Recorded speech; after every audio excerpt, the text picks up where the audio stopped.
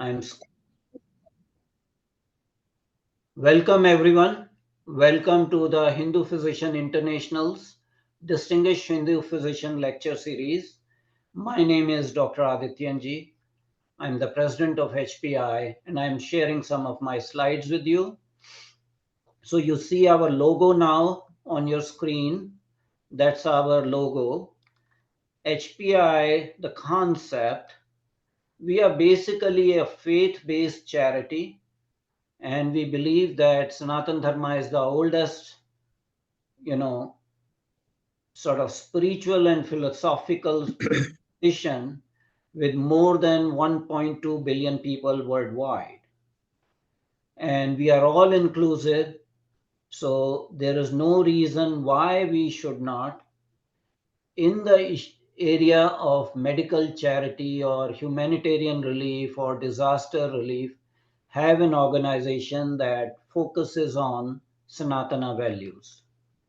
There are multiple faith-based medical charities that provide disaster relief and humanitarian service based on their set of ideals and objectives.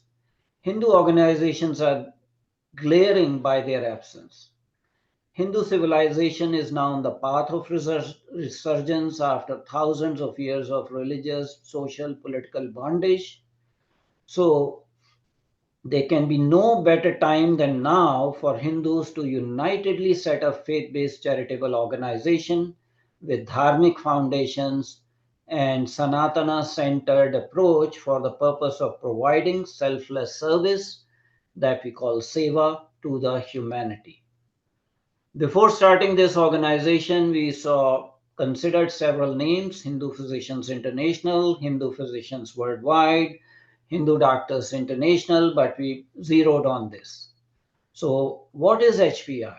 It's a faith-based charity by physicians of dharmic origin to serve entire humanity. The HPI Inc. has a self-governing board of directors with 5 members.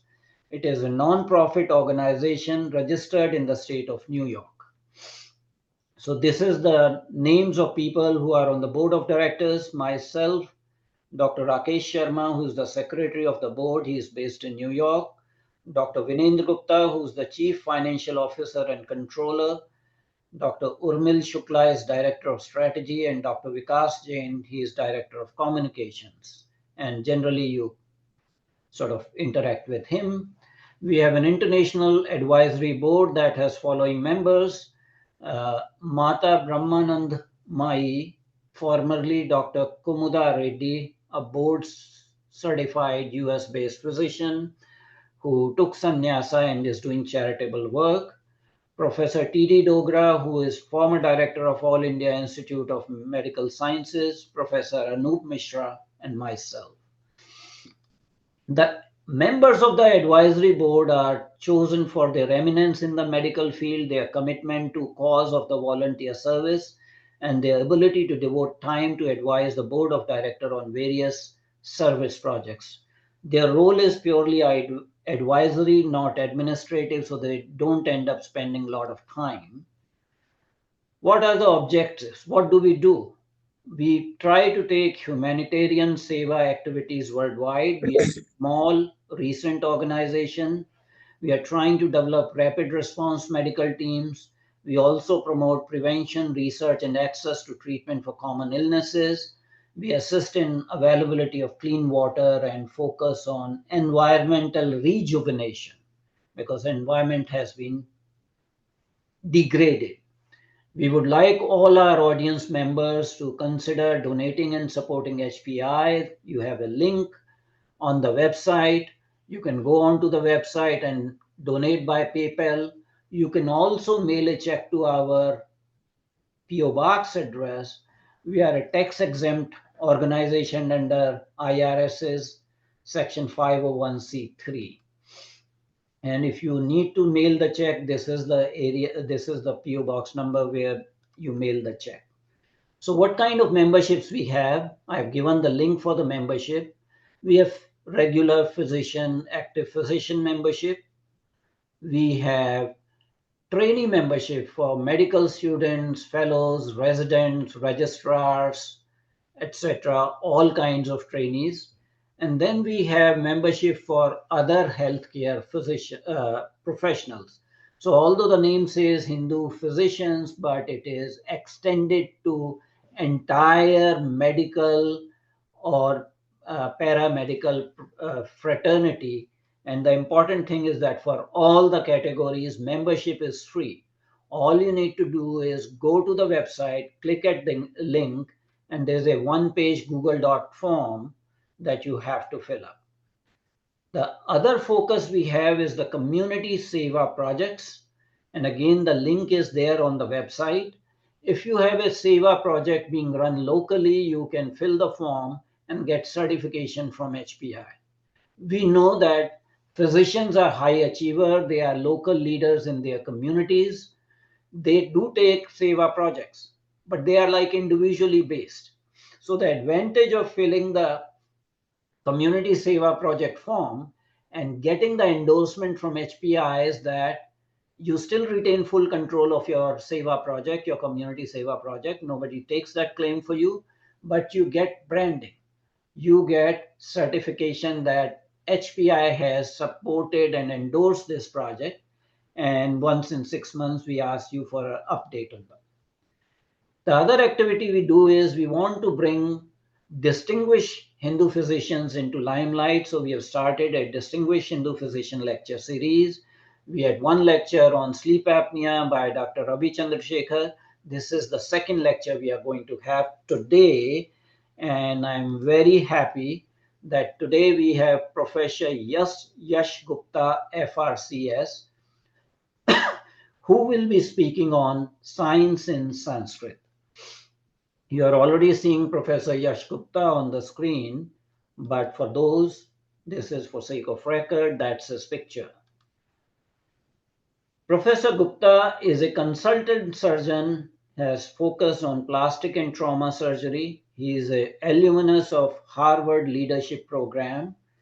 He is featured on the Wall of Honor Royal Society of Medicine in London, UK. He has been awarded World Leader in Plastic Surgery Award. He has an International Book of Honor at the House of Lords. And I'm very proud to say that he was originally trained at the All India Institute of Medical Sciences, New Delhi, where I also trained. So we are fellow Amsonians. Now, he did write a book, Science in Sanskrit. And that's the cover page of his book, Science in Sanskrit Scriptures. And it's not only that we are featuring him. He has been featured by medical fraternity everywhere. I saw something in Oxford, UK, and this was a seminar in Delhi where his book was featured, Science in Sanskrit, you can see in the background. So without further ado, I am going to stop here and I will give the platform to Professor Yash Gupta. He will be making his presentation on science and Sanskrit scriptures. And after his brief presentation, he has some slides. He will be speaking for 20-25 minutes. Then we have question and answer session. Thank you.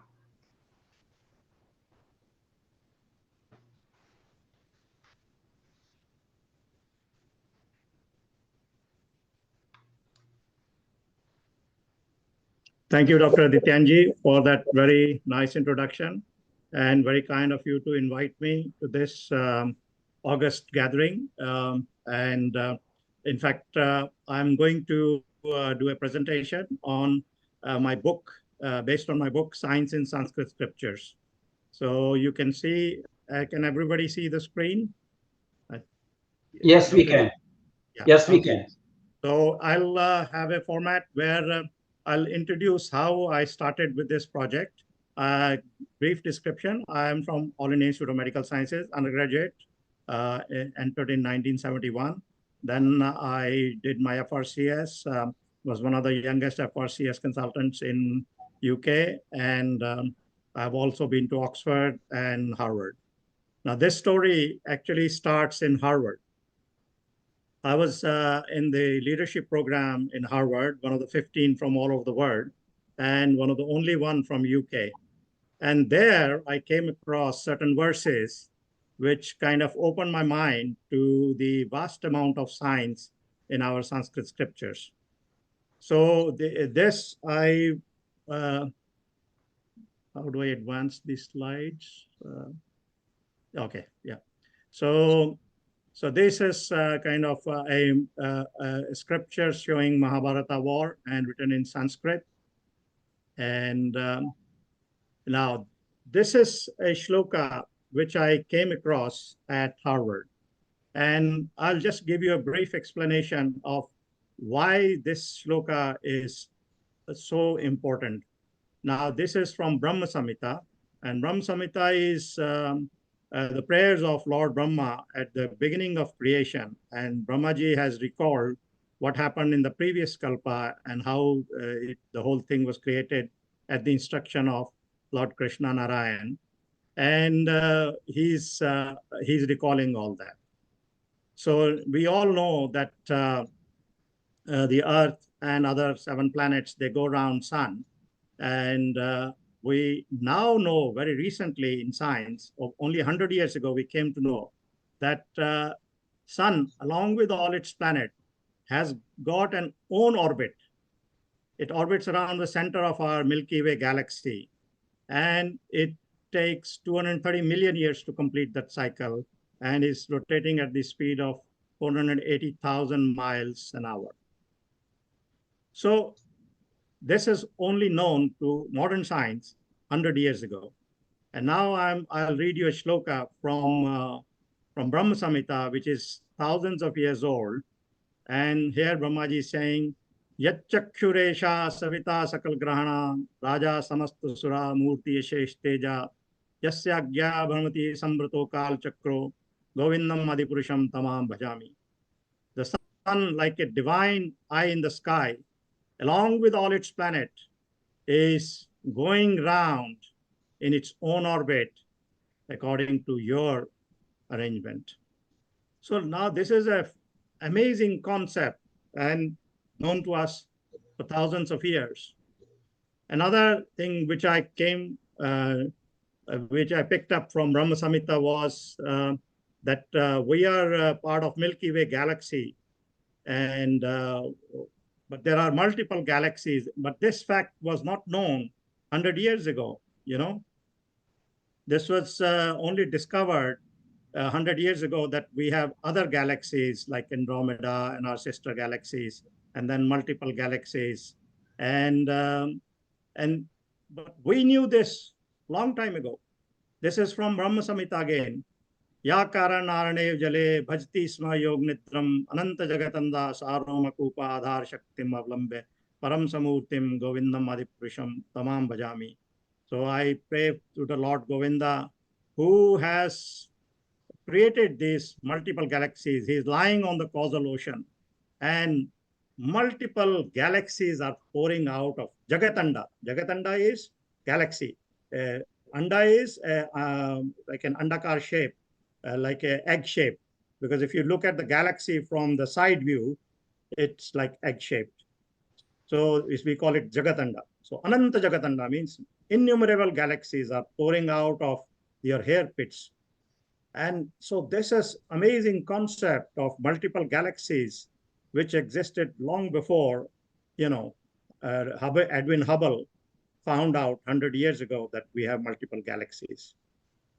So similarly, so I started researching, and I researched for 11 years and read through Gita, Mahabharata, read through Bhagavatam Puran, read through Brahma Samhita, Isha Upanishad, and and so I sort of created wrote this book, which has got about 12 chapters, and it says about creation and recycling of the universe, atoms and atomic time, mathematics and concept of zero, divine weapons, Brahmastra, Vimanas, aircrafts and spaceships, medicine and surgery, and a little bit on Kali Yuga as well, which started 5,000 years ago. So I will give some more concept about the mathematics and concept of zero. I can't explain everything, but then I'll do a special presentation on Sushruta's work on surgery, which I have researched and also presented at the Royal College of Surgeons a few years ago. So how I've done is in my book is Bhagavad Gita is called BG. It has got 18 chapters. So Shloka 9.7 would be Shloka 7 from chapter 9. So chapter and then Shloka. Versus Bhagavatam Puran has got 12 cantos. So that is SB. So each canto has got chapters and has got shlokas. So SB 1.1.1 will be first canto, first chapter, first shloka. Similarly, Brahma Samhita has got only shloka 1 to 7. And so it will be like just BS 30, BS 35, like that. Now, see, what I've done here is I've tried to give a literary note to it, because so far people say, oh, we used to have this, and in Sanatan used to have this. But what I've done is I've given the relevant shlokas which can be referenced by anywhere internationally. So this is like the recently from Hubble telescope, from the Hubble space station, which the telescope which we have put in the space. This was a quintet of galaxies. And now I'll just briefly propound that we know that zero came from India, but very few people have been able to say when and how concept of zero came. So I found this shloka, which we use, which in fact, this is quite a common shloka for our prayers.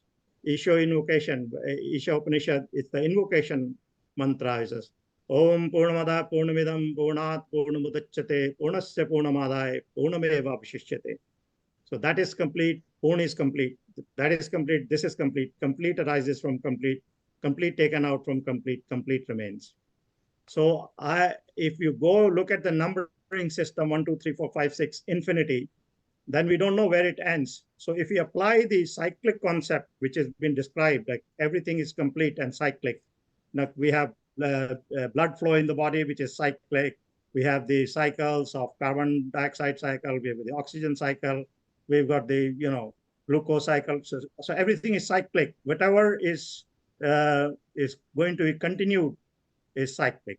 So if we apply the same concept to the numbers, then it will say that it has to come back to the same place where it started.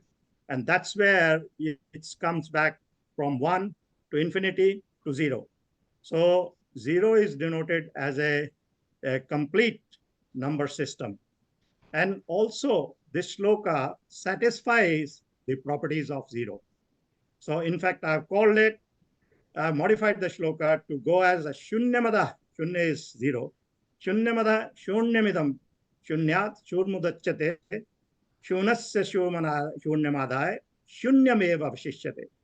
So if you take out 1 from 1, 0 remains. 2 from 2, 0 remains. But if you take out 0 from 0, 0 remains. So shunasya shunyamadaya shunyameva vishishyate. So this shloka satisfies the concept and the properties of 0. So this we can say with confidence that this represents the origin of 0, which is like thousands and thousands years ago. And Aryabhat, which is a popular misconception, originated 0, was not right. He used 0. He used the same mathematical and numerical system, which I have described in great detail in my book as well. So now I also say, people say, oh, we had missiles, we had Brahmastra. So where are the examples? So I'll give you one example here. Now this is a real missile which has been fired, and somebody has taken a picture of a missile being intercepted in the sky.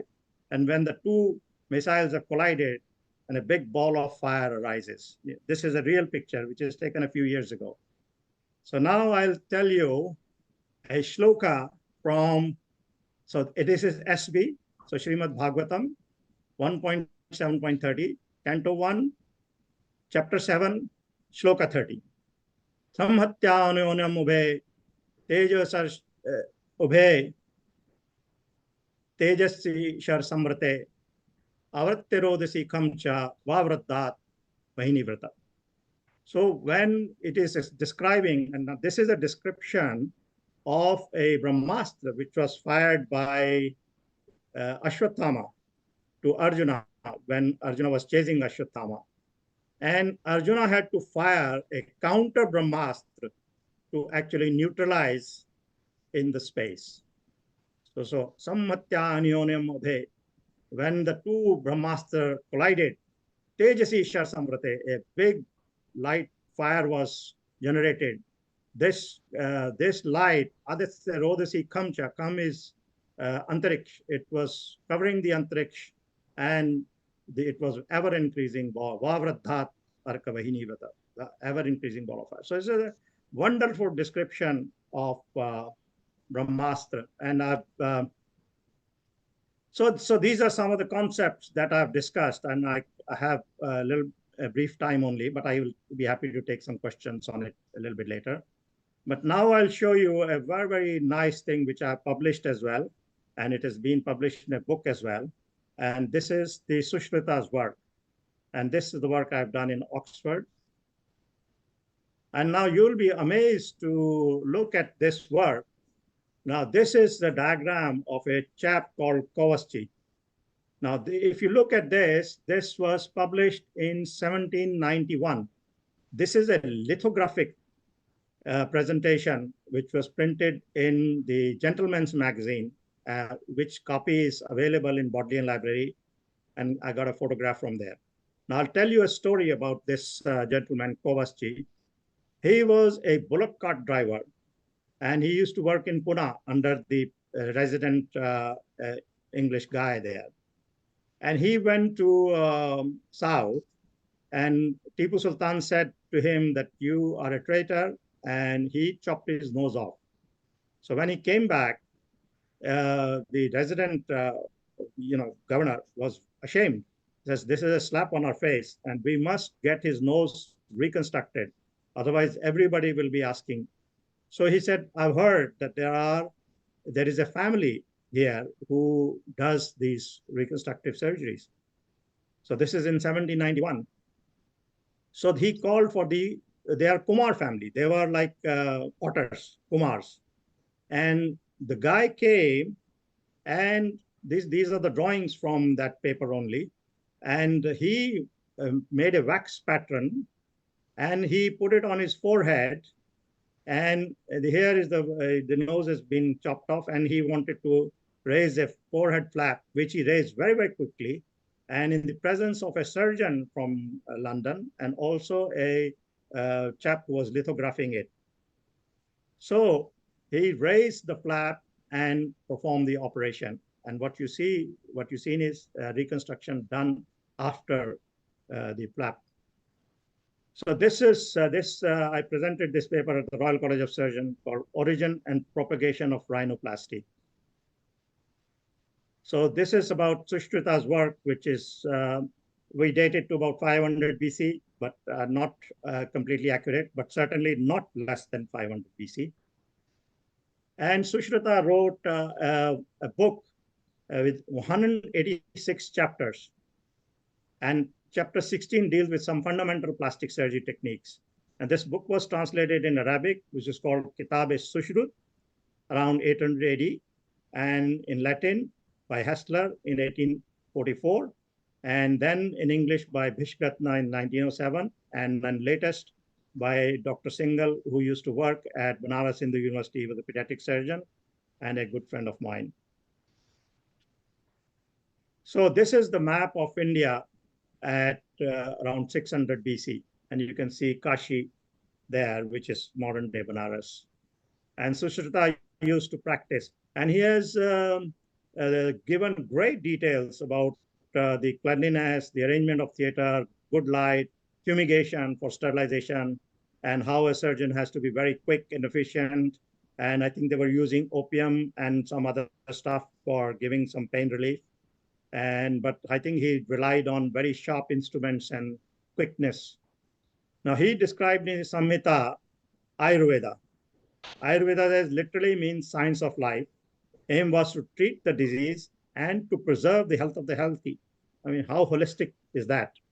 And the 8 divisions which is described in his book are surgery, medicine, ophthalmology, ENT, obstetrics, psychiatry, pediatrics, toxicology. I mean, this is like, sounds like our modern day book and circular, So, so this rhinoplasty technique started from India and went to Arabia and then to Europe and then came to the Western world.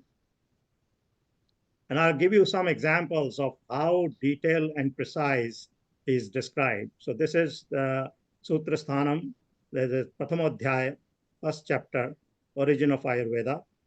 And then later on, so this is what he says, is to cure those who are afflicted with disease and to maintain the health of healthy. Now he describes the reconstruction of lost earlobe using a piece of skin which is attached to the cheek, which is alive by continuation. Sanubandhena Jivita. This is the first ever description of a flap in the world literature. And I've proven it, and everybody has accepted it now that this is the first, he was the first plastic surgeon, and he's the first description of flap, which we use so often. So he describes a cheek flap, which is a nasolabial flap, to reconstruct defects in the nose and ear and the cleft lip. So I'll show you some of his quotations. So this is quotation 14, and it's saying, in the absence of earlobule, the expert surgeon should elevate a living flap from the cheek connected at its base. Now this is the key. Flap connected at its base. Sanubandhena jivita, that which is alive by connection. I mean, nobody has been able to give a better definition of flap than this, that which is alive by its connection. So he was using a flap.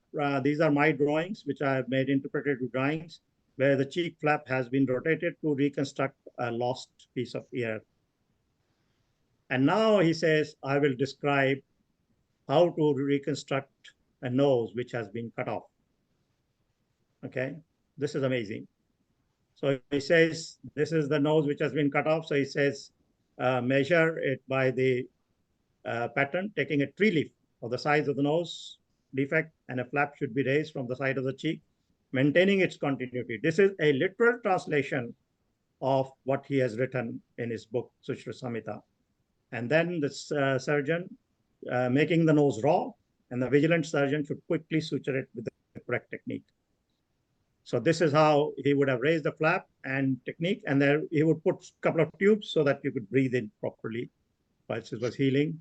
Then he goes on to describe the how to look after it, and he used this magic powder of red sandalwood, madhulika, rasina, should be sprinkled on the nose. I mean, I'd love to get my hands on this beautiful concoction. And then dressed properly with white cotton, should be soaked repeatedly with sesame oil and grita, ghee, and should be administered to the patient after the previous meal, and so on and so forth. So looking after nutrition and wound care, everything has been described.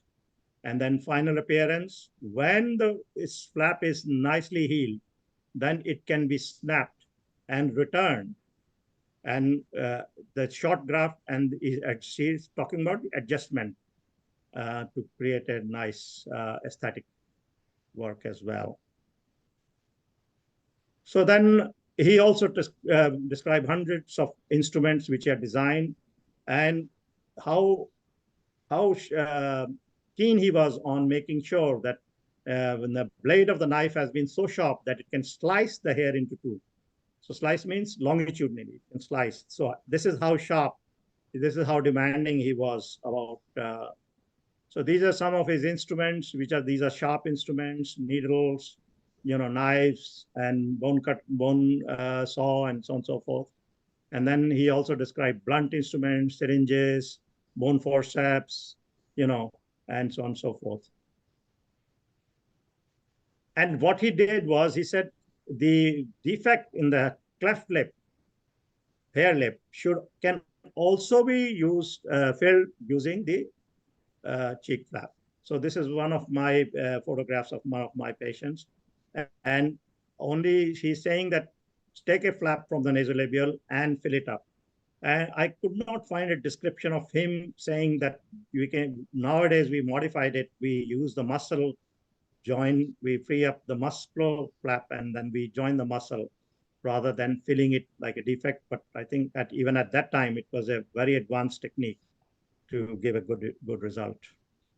So I'll now show you a flap. This is used for basal cell carcinoma of the side of the nose, and a glabellar flap from the forehead has been raised and has been dropped to cover it.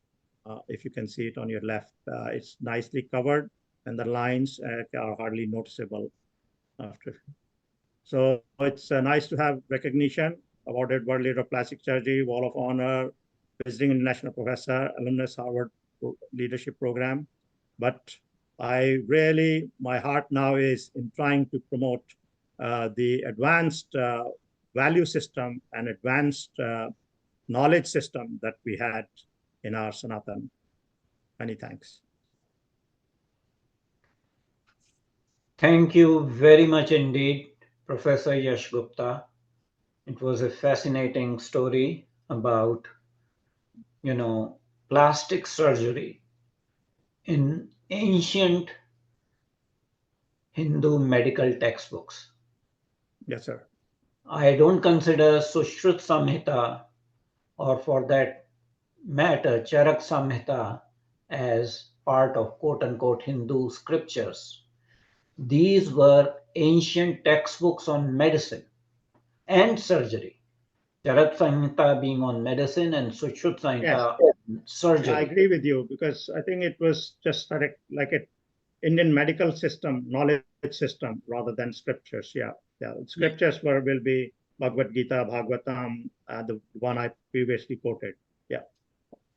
So thank you for taking time off and for this presentation. We are a small group, so if there are any questions, people can ask directly. If you don't want to ask directly, you can put your question in the chat room and I can read it from that. Okay. I have some very nice comments here. We will go through the comments later on, but let's focus on questions because all people are physicians from wherever they are, Canada, US, India. So if people have questions, I'm pretty sure that Professor Gupta will be delighted to answer them.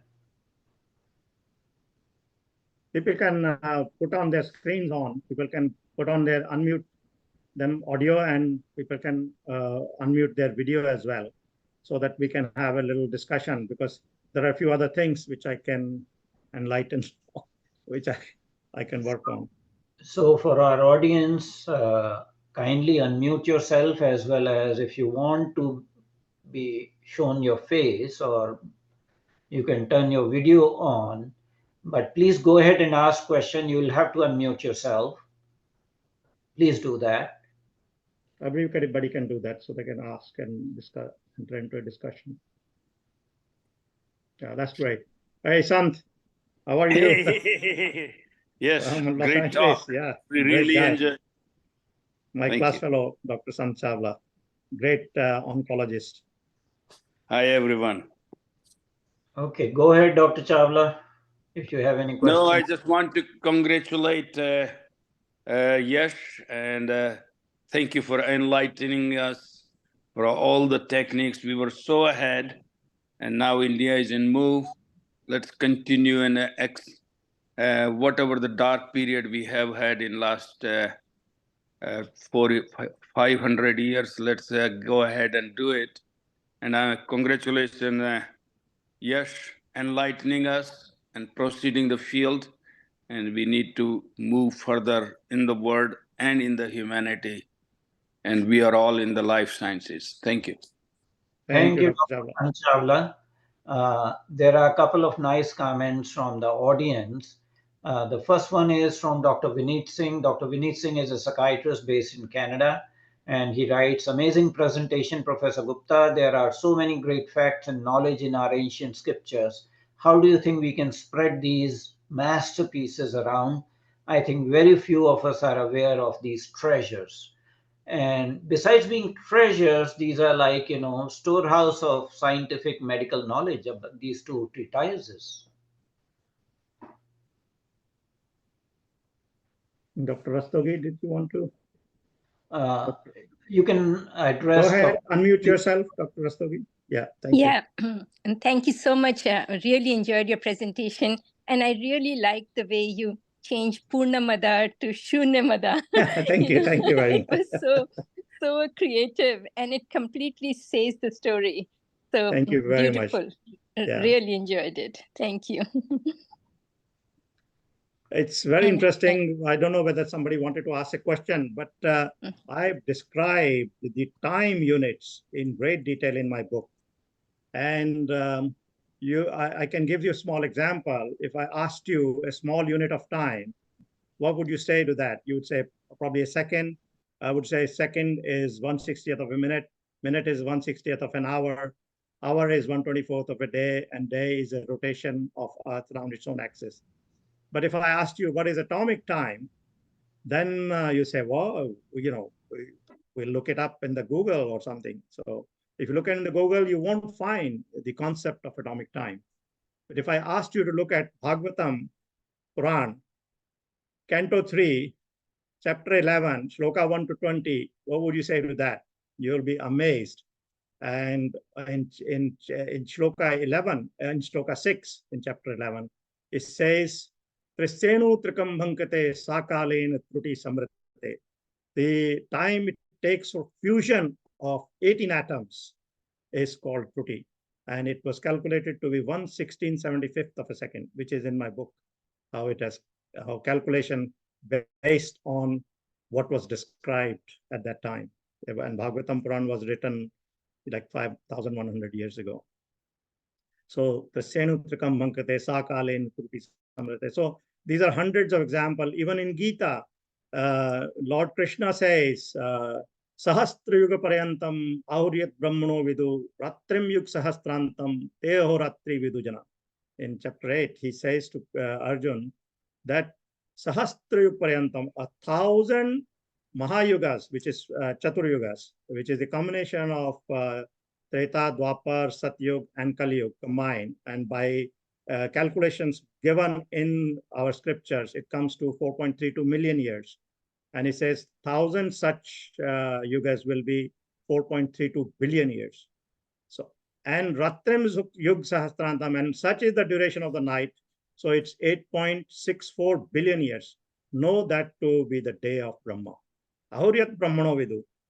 And Brahma lives for 100 years. So you multiply that by 100 times 360, it comes to 311 trillion 40 billion years. So that is the full Kalpa cycle. So amazing. In one shloka, you wouldn't have thought that so much knowledge has been given. So we have another question, Yes, and it is Dr. Rajan. Thanks for great talk. Is there a book in Sanskrit for Ayurvedic medicine and that you have come across? And do you think that we can incorporate certain aspects of Ayurveda into modern medicine? Yeah. I mean, basically, Ayurvedic medicine is quite well practiced now, both in India and internationally as well. And we have Ayurvedic practitioners here in London as well as in Europe. And I'm sure it's come to America as well. I don't know offhand of any curriculum or specific books in Ayurveda, but I think they have been written by Balakrishnan, and other people have written books on actually practicing how to practice it. In fact, Sushruta Samhita itself goes in great detail of how to practice Ayurveda. But I'm actually working on now its full translation of Sushruta Samhita in a way that we can, in a modern pretext. So just for sake of audience knowledge, there is a College of Ayurveda in California that has just been acquired by Hindu University of America. And a person who started was an American physician who got interested into Ayurveda and started a College of Ayurveda. Ayurveda is basically medicine as it was prescribed. There is no discontinuity between Ayurveda and modern medicine. They are in the same dimension and same spectrum. There's a question by Dr. Nancy Zutshi. Is your book available, and where and how to get it? Yes, yes, my book is available. I'm trying to get it on the Amazon and other platforms. But at the moment, if you can give my email or even my WhatsApp number you would have seen in the group, if you can request me, I can post it to you. It's cost $50. I've sold quite a few copies, so a few left with me. But those who are really interested, I can send you the book, and also I can send you the ePDF as well. So you can request me. Any other questions? If people have questions, kindly unmute yourself. You can do it yourself and ask the question. Yeah, Or we there are close. questions. Yeah, you can ask directly. Hello? Hello, yeah. Go ahead, Ravi. Hi, I apologize. My video is not working. I just posted a question and I have to apologize again. I came a little late, but maybe we can talk offline. The concepts that you've talked about are wonderful. However, the Indian doctors are not trained for this. Neither is any other doctor in the world. And so it's a miss that the whole world is experiencing. So it's good that you're talking about these things, but the problem is if the doctors are not following it, what good is it? That's one question. And the second question is, and honestly, I have downloaded nasal airflow or breathing from 5,000 years ago that are very advanced, that came from Sanskrit or Hindu scriptures, but they're not following it. So that's one question. The second question is, and again, I don't know exactly what your background in plastic surgery is, but is it possible to form an offline group? Because I have a lot of cases. Right. Yeah, sure. Yeah, I'll be quite happy. Yeah, you have my WhatsApp number. We can connect. But regarding, yeah, you're absolutely right. I think there is a big problem, first of all, of the appreciation of the Indian knowledge system. And we've been working on it. I was invited by Assam University and also by Dehradun University. And we had a major conference on the incorporation of some of the concepts in the modern curriculum. And I understand that with the current syllabus, an optional subject, Hindu studies, has been already been offered now at university level. And I'm sure we should be able to do a bit more, but it's a difficult work to actually put into the modern context. And I have made a small effort in this regard. Well, thank you very much indeed, Professor Gupta, for a very enlightening lecture. I'd like to say one more thing. Dr. Adityanjee, this is Amita. You may remember me from your 1 year junior to you. So it's so nice to see you. Yeah. Because people knew me as Amita Gupta, I know. And then I wanted to say, in Chicago, where we live, there's an International Museum of Surgical Sciences. And I just posted the link there. So I visited that, and there are many of these little, artifacts from many years ago, many centuries ago. The first this, the first stethoscope, the first this, and the first that. So if anybody's interested in coming to Chicago, it's right on Lakeshore Drive, and it's a treat to go and visit that. Thank you, Amita. Indeed, Amita. Amita is a fellow Amazonian. She was 1 year junior to me. I joined in 75 and she joined in 76. So it's good to see that people are rediscovering roots and are interested in it. Just for sake of information for our audience, the Royal College of Surgeons in Australia, at the entrance, there's a statue of Sushruta with inscription. So if I will put in the group, the HPI group, I'll put a picture of that. So it's not just that Professor Gupta has written this book, but all over the world, there is some realization that Indian medical system was very, very advanced in Yeah. its heyday. Can I say So, something? Yeah, yeah. I think you're absolutely right, Dr. Adityanjee. I'm not saying that is my original research. What I am saying is that I am putting a modern interpretation to a fully referenced Indian knowledge system. And I think that is what has been lacking. And we need to make an effort to actually be able to reference whatever we say. And that will be a great thing to do. I perfectly agree with you. What you're saying is that everything has to be evidence based, and Yes, you have created the evidence base, so correct. nobody can quote unquote ridicule or poo poo the claim that it was there. Well, if you want to Absolutely. read, there is a evidence there, there's a Absolutely. reference system. Absolutely. So, And with that, also you were saying about the statue, there is a statue of Shiva in front of CERN, which is the Large Hadron yes, Collider in yes, Switzerland. yes. Uh, Nataraja, actually. It's Nataraja, yeah. Nataraja Yeah, statue. the dancing Shiva. Yeah. Can So, I, this is Dr. Ravi, can I just say one more thing? Yeah, sure. This is an offline discussion. I'm in the US, so there was an article that I just saw last week regarding a surgical procedure that does not work, and they found new evidence that the surgery may not work.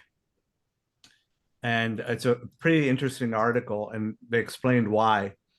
I had I ran into a bunch of Indian surgeons from India regarding ENT surgery at a conference, at an international conference.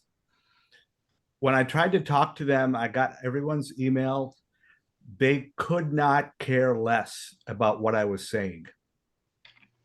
So, a lot of the surgeries, if you really want to make a difference, we can maybe talk offline, but somehow we have got to figure out a way where we inject Hinduism into our medical practice of ahimsa or nonviolence.